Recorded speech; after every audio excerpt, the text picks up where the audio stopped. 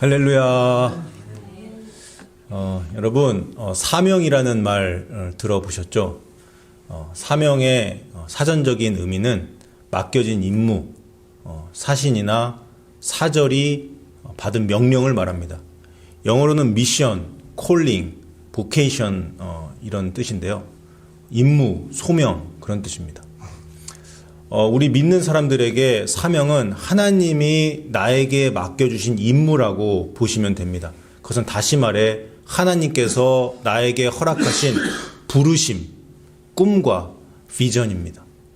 성경에 나오는 위대한 하나님의 사람들은 모두 부르심, 즉 사명이 있었습니다. 노아부터 보면 노아는 방주를 짓고 홍수 심판에서 살아남아 제2의 인류를 시작하라는 사명을 받았습니다. 아브라함은 복의 근원이 되는 축복을 받았습니다. 야곱은 이스라엘로 이름이 바뀌면서 하나님이 택한 민족 이스라엘의 12지파를 이뤘습니다. 그것이 그의 사명이었어요. 요셉은 애굽의 총리가 되어 이스라엘 민족이 수적으로 부흥하게 만드는 그 발판을 마련했습니다. 모세는 애굽에서 압제를 받고 있었던 이스라엘 민족을 출애굽하라는 사명을 받았고 그것을 이뤘습니다. 여호수아는 이스라엘 백성들을 이끌고 가나안 땅으로 입성하여 땅을 분배하라는 그 사명을 받았습니다. 사사시대의 사사들은 재판을 담당하면서 이방 민족의 침략과 압제에 저항하여 이 이스라엘 민족을 지키는 그런 부르심이 있었습니다. 사무엘은 마지막 사사로서 이스라엘 왕국을 세우는 역할을 했습니다. 다윗은 이스라엘의 2대 왕으로 기름 부음을 받아서 메시아가 다윗의 후손을 통해 나올 것이라는 가장 중요한 이 예언을 받았습니다. 그리고 예수님이 이 땅에 오시기까지 남유다, 북이스라엘 그리고 왕국의 멸망 후에도 활동했던 수많은 선지자들이 있었는데 그 선지자들은 하나님의 말씀을 받아서 그것을 전하고 이스라엘 민족을 깨우는 그런 사명을 감당했습니다. 여러분 이렇게 생각하실 수 있습니다. 성경에 나오는 위대한 하나님의 사람들은 하나님의 뜻을 이뤄야 하는 사람들이니까 우리와는 다른 사람들이니까 당연히 사명이 있는 것이고 우리같이 평범한 사람들은 그런 게 없지 않습니까? 이렇게 생각하실 수 있습니다. 하지만 여러분 아니에요. 전혀 그렇지 않습니다. 여러분 한 사람 한 사람에게 사명이 있어요. 자신이 태어나고 싶어서 태어나신 분 혹시 이 자리에 있습니까? 어느 날 보니까 우리 엄마 아빠가 날 만들어서 이 세상에 나와 있는 거 아닙니까? 그런데 믿는 사람들에게는 우리가 이 세상에 태어난 이유가 있습니다. 그것이 바로 하나님이 여러분 개개인들에게 허락하신 사명입니다. 그것을 깨닫는 순간 삶이 바뀌어요. 그냥 그렇게 되는 대로 살지 않습니다. 나를 이 땅에 보내신 분, 하나님 아버지의 계획에 맞게 그리고 그분의 뜻을 이루어드리기 위해 최선을 다하면서 살게 됩니다. 여러분 모세는요 80세 할아버지가 되어서 그 사명을 알게 되었어요. 이것은 나이의 문제가 아닙니다. 단 하루를 살아도 하나님이 우리 개개인에게 주신 그 사명 그것을 성취하기 위해 산다면 우리의 삶은 가장 값진 그런 삶이 될 겁니다. 여러분 믿습니까? 여러분 살다 보면 몸이 아프고 병에 걸리고 또 힘들고 사업이 잘 안 되고 절망에 빠질 때가 있습니다. 어떤 사람은 국민에 의해 선출된 한 나라의 최고의 권력자인데 감옥에 갇히기도 합니다. 어떤 사람은 정말 죽을 것 같이 희망이 보이지 않는 그런 때를 맞이합니다. 저도 그런 때가 있었어요. 그때 닥친 문제를 어떻게 해결할 수가 없어서 하늘만 바라보고 있을 때가 있었습니다. 또 저는 너무 낙심이 되어 아무런 소망이 없는 그런 때도 있었습니다. 그때 성령님이 제 머릿속에 생각으로 넣어주신 말은 이것입니다. 사명자는 죽지 않는다. 사명자는 죽지 않는다. 설령 죽더라도 사명자는 죽어도 산다. 여러분, 예수님께서 죽은 나사로를 살릴 때 마르다에게 하신 유명한 말씀이 뭡니까? 요한복음 11장 25절 이하에 있습니다. 우리 함께 읽어보겠습니다. 시작.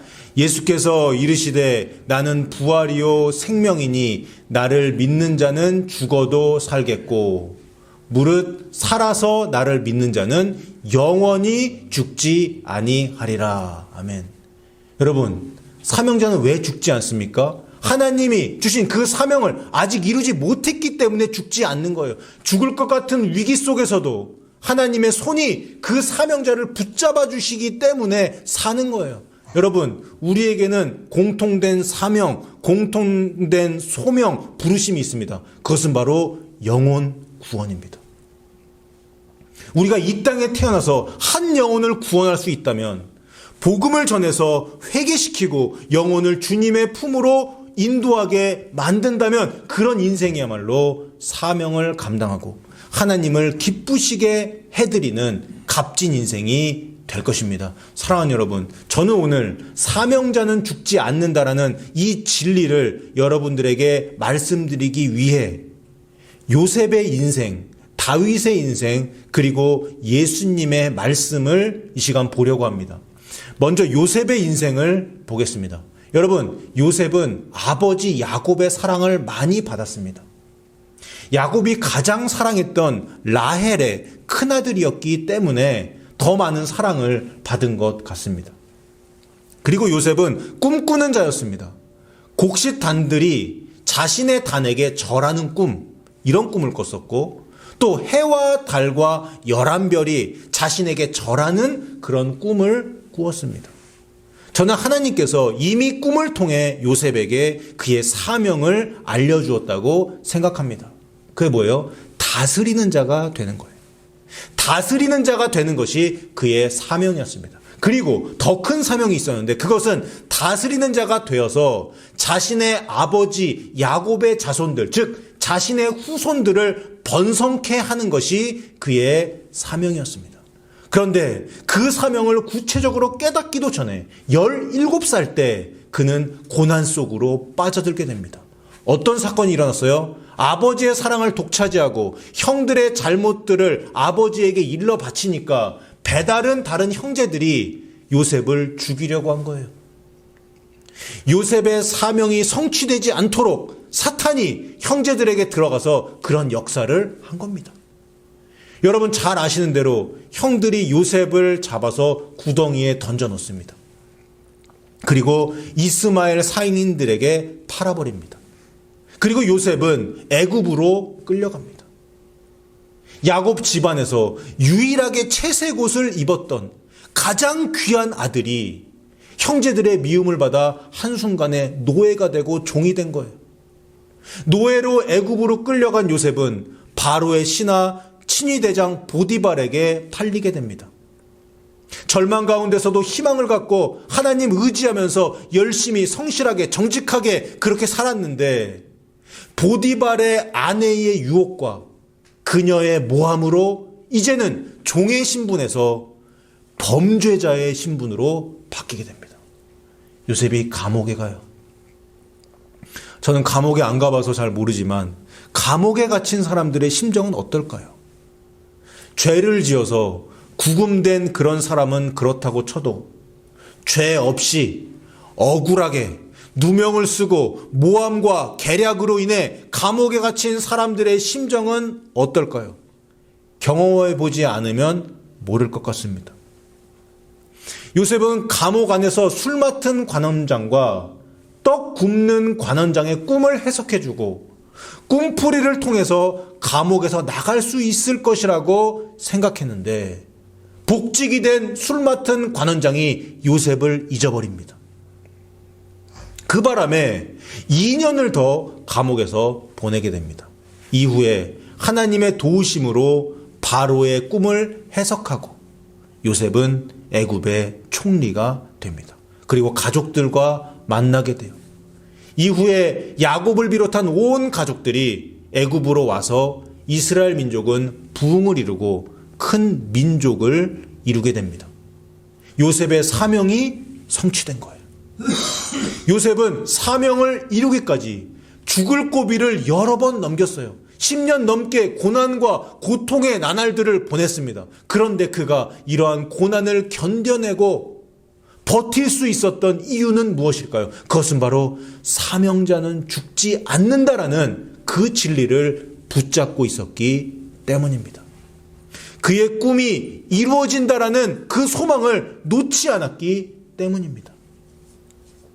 아들에서 종이 되고 종에서 범죄자가 되어도 사명자는 부활합니다. 죽을 고비를 넘기고 최후 승리를 얻습니다. 왜 그렇습니까? 그 사명을 이룰 수 있도록 하나님이 도우시기 때문입니다. 요셉도 형제들에게 자신의 정체를 알릴 때 다음과 같이 고백을 했습니다. 창세기 45장 5절에 당신들이 나를 이곳에 팔았다고 해서 근심하지 마소서, 한탄하지 마소서.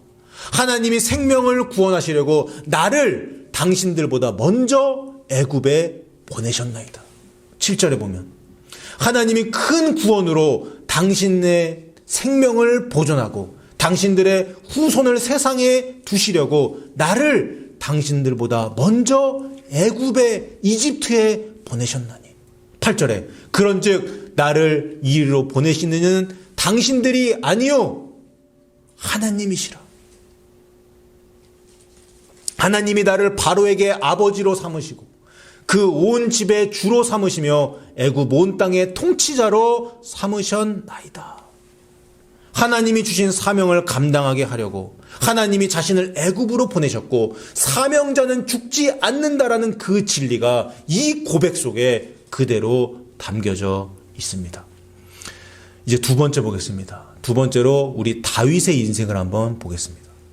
하나님의 말씀에 불순종한 사울이 버림을 받죠. 그 다음에 사무엘은 하나님의 명령에 따라 이스라엘의 제2대 왕으로 15살 정도 되는 어린 다윗에게 기름을 붓습니다. 8째 막내였던 다윗도 요셉처럼 형들에게 약간의 미움을 받았던 것 같아요. 형들에 의해서 죽을 고비를 맞이한 것은 아니지만 어린 나이에 다윗은 죽음의 문턱에 다가갑니다. 그게 언제였습니까? 골리앗과 싸울 때였어요. 하나님의 도우심으로 골리앗과의 싸움에서 승리를 하고 다윗은 승승장구하다가 정말 큰 시련을 겪게 됩니다. 그것은 바로 이스라엘의 초대왕 사울의 미움을 받아서 사울 왕이 다윗을 죽이려고 한 것입니다. 다윗은 그렇게 사울을 피해 10년 동안 도망자로 살아갑니다. 그 당시 최고의 권력자가 군대를 동원해서 자신의 생명을 노리고 있는 그 상황이 얼마나 힘들었을까요? 그런데 다윗은 사울을 피해 도망 다니면서 이런 생각을 했던 것 같습니다. 사명자는 죽지 않는다. 하나님이 나를 이스라엘의 왕으로 기름 부었는데 하나님이 날 지켜주신다. 다윗은 하나님을 의지하며 그렇게 고난과 시련을 견뎌 나갔을 겁니다. 그러다가 요셉이 30살에 애굽의 총리가 된 것처럼 다윗도 사울이 죽은 후에 30살에 유다 지파의 왕이 됩니다. 여러분, 다윗의 첫 번째 사명은 무엇입니까? 하나님이 왕이 되는 이 지상의 신정국가, 그것을 만드는 것이었어요. 다윗과 같이 하나님을 전심으로 사랑하는 사람이 37살에 온 이스라엘의 왕이 되면서 그것이 성취됩니다. 그가 70세에 죽을 때까지 33년 동안 하나님이 통치하는 그런 신정국가, 이상적인 나라, 이 땅에 존재하는 하나님의 나라가 이 지구상에 존재했던 것입니다.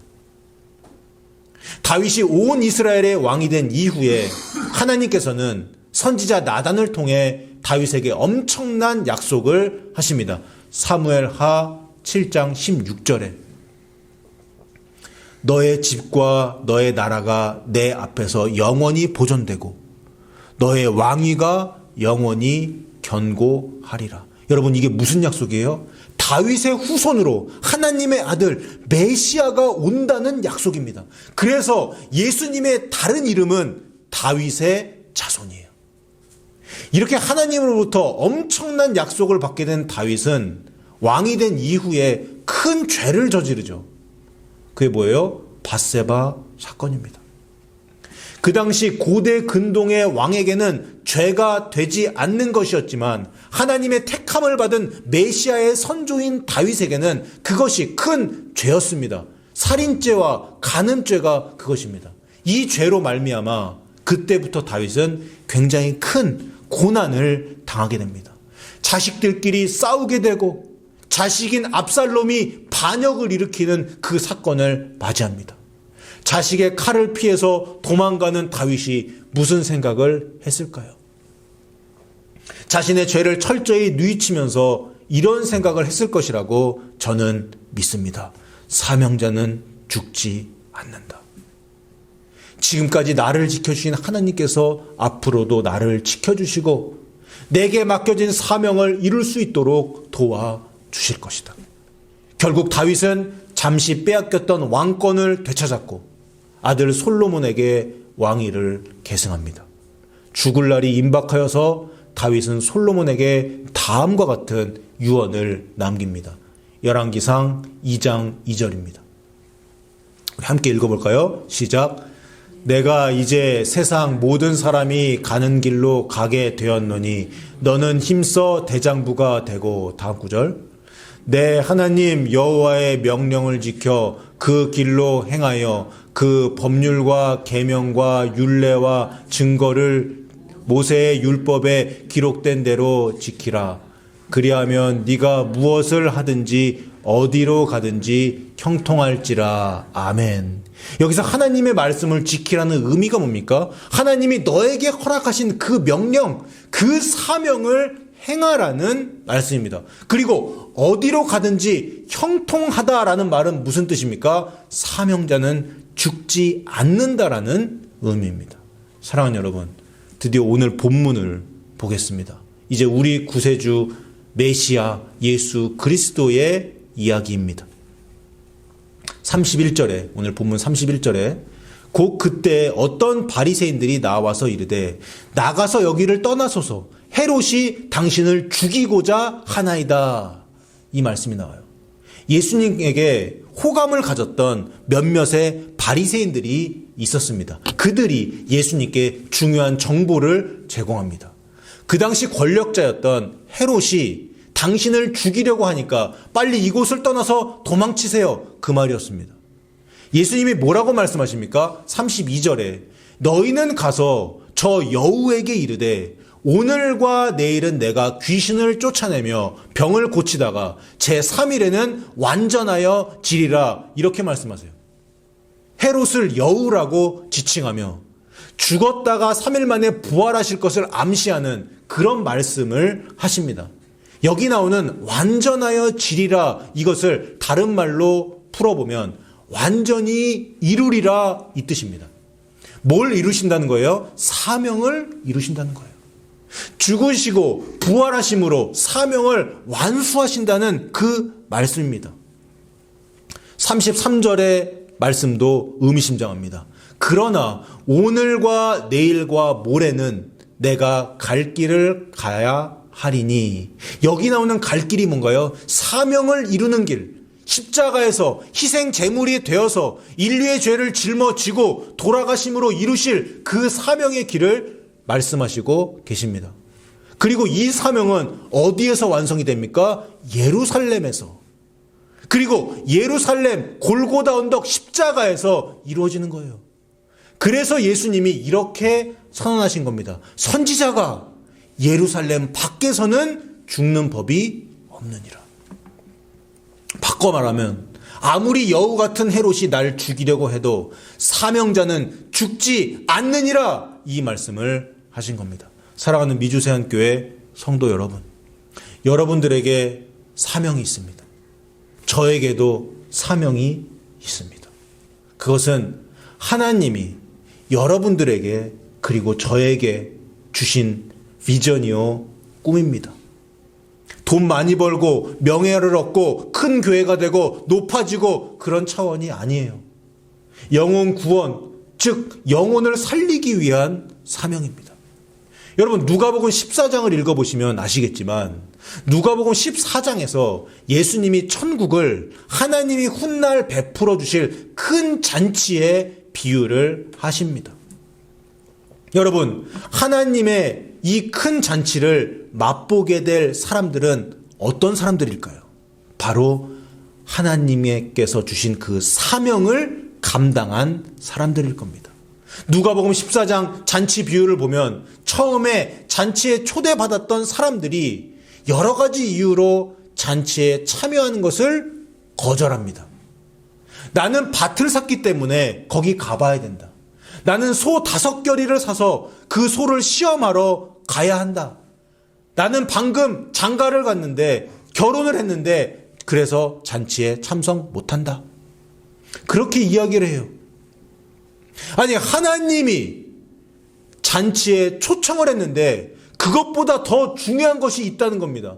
누가복음 14장 24절에서 주인이신 하나님이 그래서 이렇게 말씀하십니다. 전에 청하였던 그 사람들은 하나도 단 한 사람도 내 잔치를 맛보지 못하리라. 무슨 말입니까? 천국에 못 들어간다는 말씀입니다. 여러분 무서운 말씀이에요.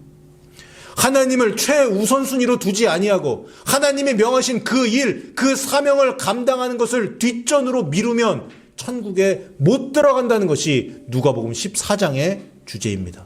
사랑하는 성도 여러분, 사명자는 죽지 않습니다.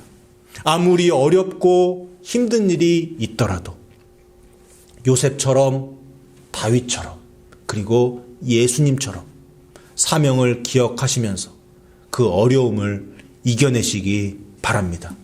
설령 사명자가 실패하고 죽더라도 그가 진짜 사명자로 살았다면 그는 예수님처럼 부활하고 하늘에서 더 큰 영광을 누리게 될 것입니다. 영혼 구원이라는 이 1차적인 사명과 여러분 개개인에게 주신 하나님의 명령에 순종하여서 사명 감당하고 하나님께 영광 돌리는 저 여러분 다 되시기를 주님의 이름으로 축원합니다.